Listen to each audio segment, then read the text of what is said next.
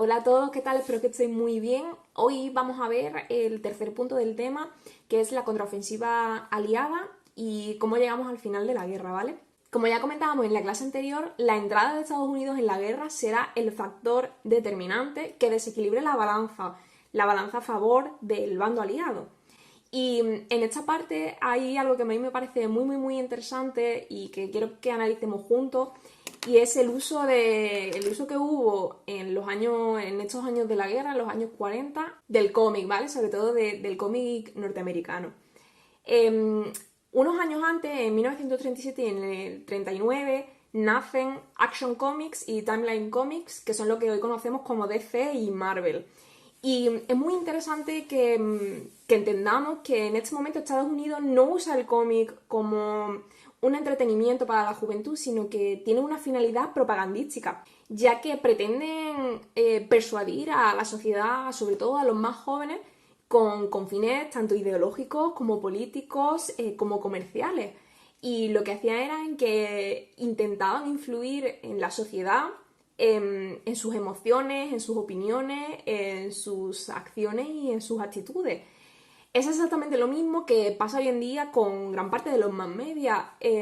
Con mass media me refiero a televisión, a las redes, a todo lo que estamos expuestos, porque algo que debemos entender es que hay una carga política muy fuerte detrás de prácticamente todo, y el cómic no está exento de eso, y sobre todo el cómic de esta época. Es en esta época también cuando nace un personaje que yo creo que todos vais a conocer muy bien, y es el Capitán América.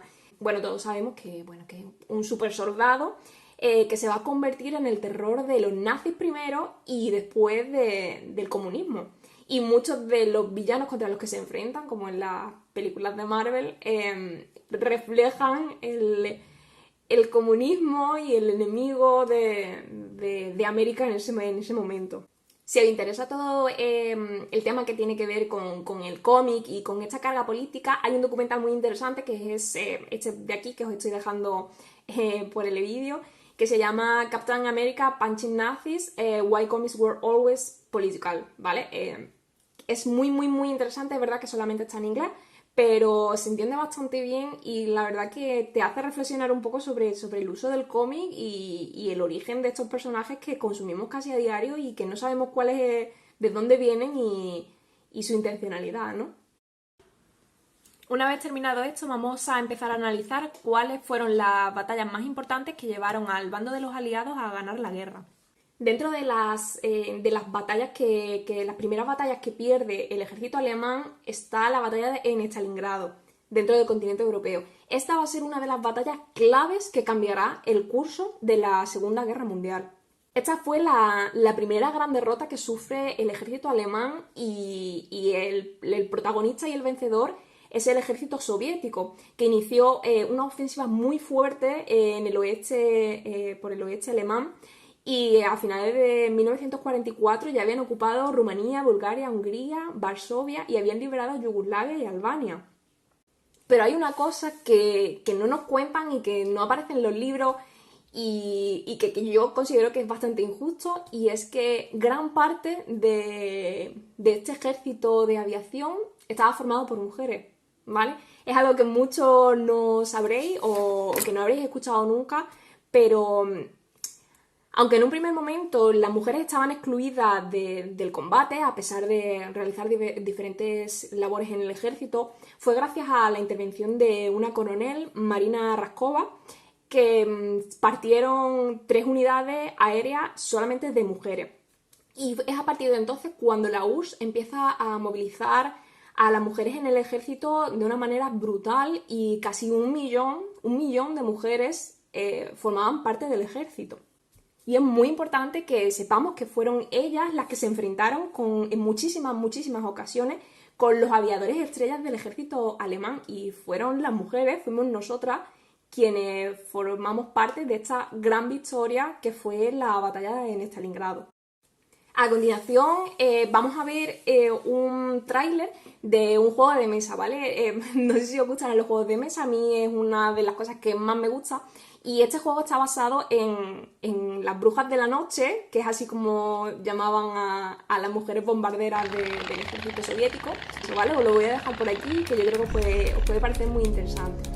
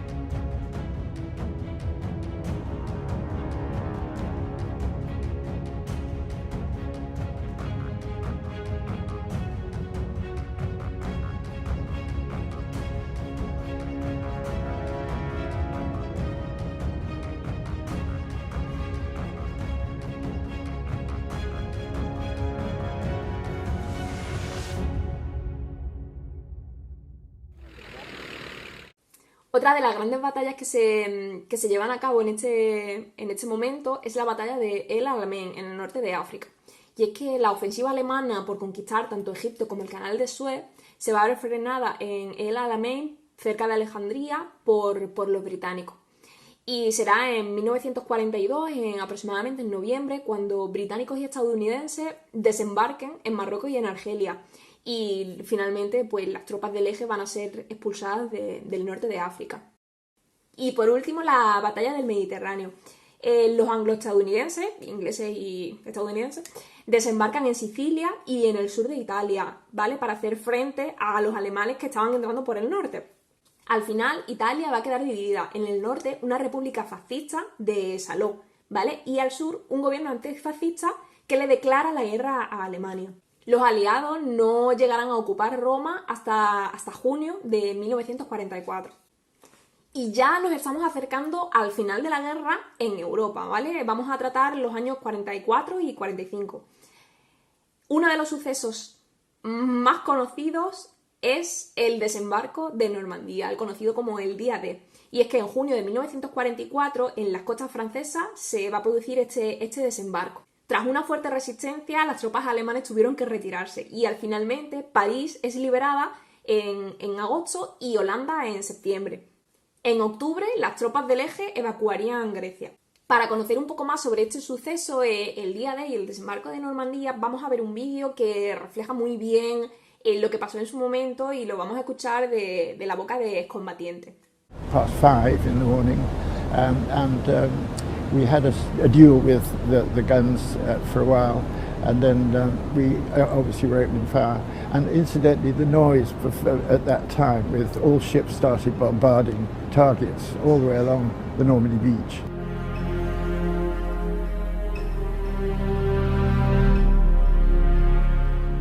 And aeroplanes were over and dropping. I think there were 900 aeroplanes above the beaches dropping bombs, and there were rocket ships close inshore firing rockets. So the noise was just unbelievable. One of the things that I remembered afterwards more than anything else was the noise.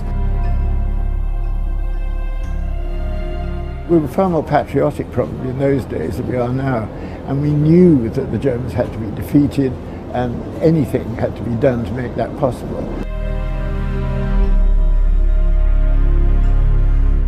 We were trained to do a particular job. Everybody had a role. So the thought of somebody dropping a bomb on us or a shell or something, it was always a possibility, but I don't think any of us were afraid of it happening. When people say to me, well, you know, how brave you were or whatever, and I said, it's not that at all. We were literally doing a job that we've been trained to do.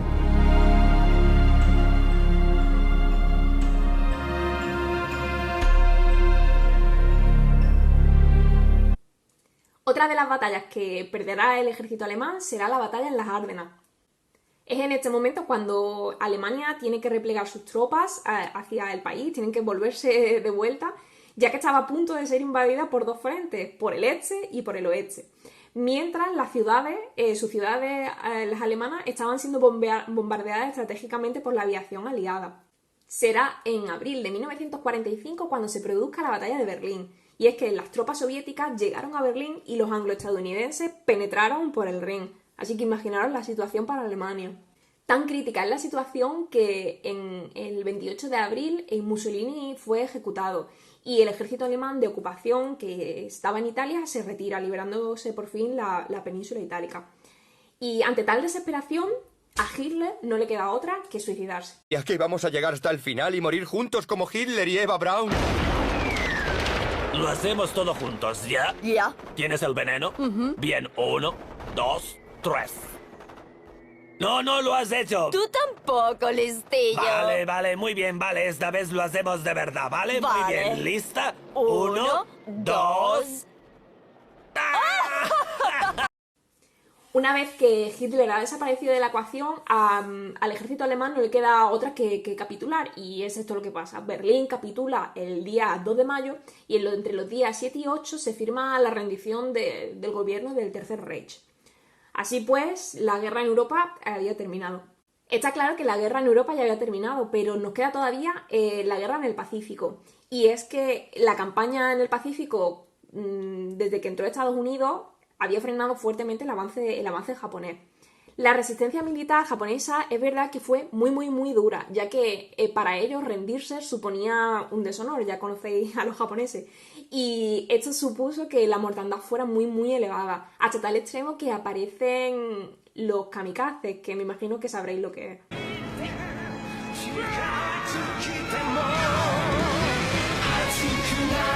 Estos kamikazes eran pilotos suicidas que morían estrellando su avión contra el del enemigo. Y bueno, los bombardeos contra Japón por parte de los aliados, en concreto de Estados Unidos, se intensificaron muchísimo.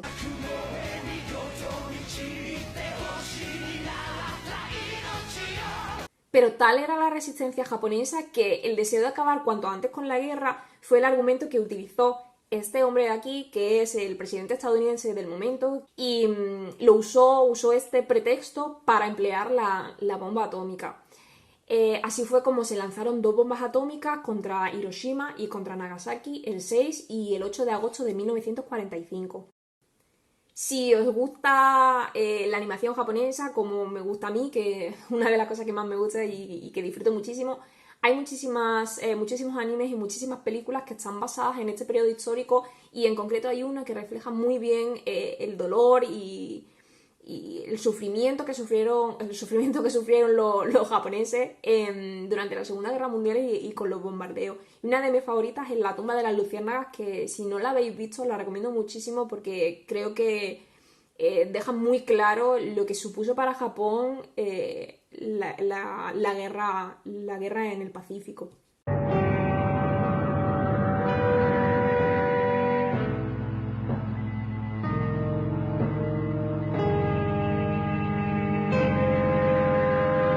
Roger. Понял. Releasing bomb.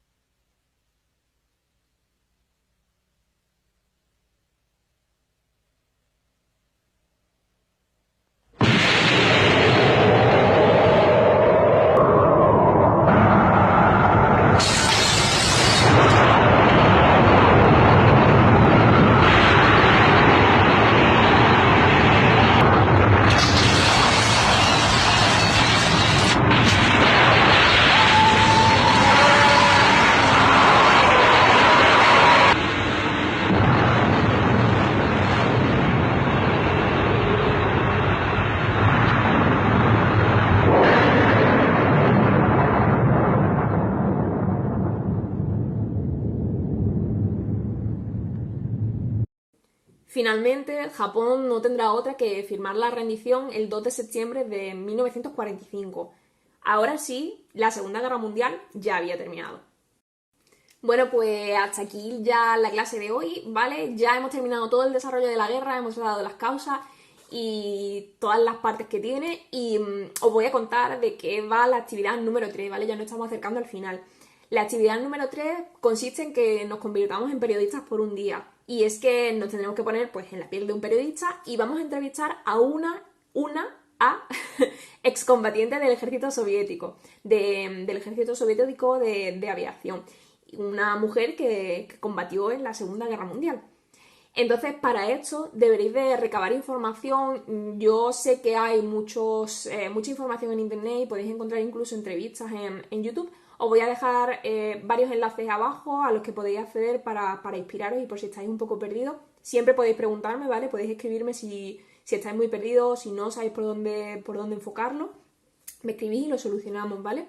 Pero la actividad consiste en eso, hacer una entrevista a esta excombatiente y la entrevista debe tener 4 preguntas y el fin es que conozcamos cuál fue el papel y la situación que vivieron las mujeres antes, durante y después de la guerra. Conocer cómo fue su experiencia a nivel personal y también con sus compañeros, que seguro que tuvieron muchísimos problemas. Y quiero que me contéis un poco cuáles son las secuelas que la guerra ha dejado en esa mujer, sobre todo en lo que respecta a la psicología y psicológicamente cómo le ha afectado. Esta entrevista tiene que tener 4 preguntas, ¿vale? Es el mínimo que pido. Y una extensión máxima o aproximada más bien de un folio, ¿vale? No son preguntas muy cortitas, pero tampoco os tendréis que extender demasiado. Como siempre, si tenéis cualquier tipo de duda, cualquier tipo no sé, de pregunta o no sabéis cómo abordarlo, pues me escribís, ¿vale? Y si no, nos vemos en el directo, que casi siempre a la misma hora y lo suelo dejar abajo la información, ¿vale? Pues nada, chicos, muchas gracias y nos vemos en el próximo vídeo.